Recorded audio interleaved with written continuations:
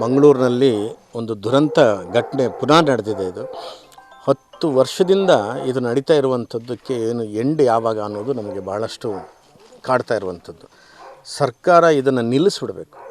ಅದರೊಳಗೂ ಸಹ ಈ ಸುಹಾಸ್ ಶೆಟ್ಟಿಯನ್ನು ಮರ್ಡರ್ ಮಾಡಿರ್ತಕ್ಕಂಥದ್ರೊಳಗೆ ಅನುಮಾನ ನಮ್ಮ ಪೊಲೀಸ್ ವ್ಯವಸ್ಥೆ ಮೇಲೆ ಬರ್ತದೆ.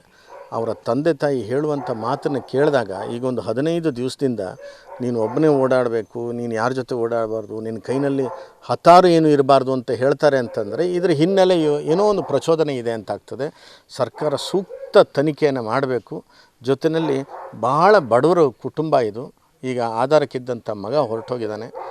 25 ಲಕ್ಷಗಳ ಒಂದು ಪರಿಹಾರವನ್ನು ಆದಷ್ಟು ಶೀಘ್ರದಲ್ಲಿ ಸರ್ಕಾರ ನೋಡಬೇಕು.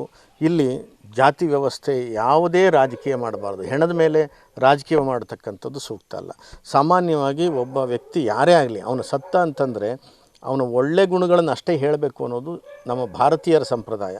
ಇಲ್ಲಿ ನೋಡಿದ್ರೆ ಅವನಿಗೆ ಯಾವುದೇ ಇಲ್ಲದೇ ಇದ್ದಂತಹ ರೌಡಿ ಶೀಟರ್ ಅನ್ನುವಂಥ ಪಟ್ಟ ಕಟ್ಟಿರುವಂಥದ್ದು ಇದು ಬಹಳಷ್ಟು ಆಘಾತಕಾರಿ ವಿಚಾರ.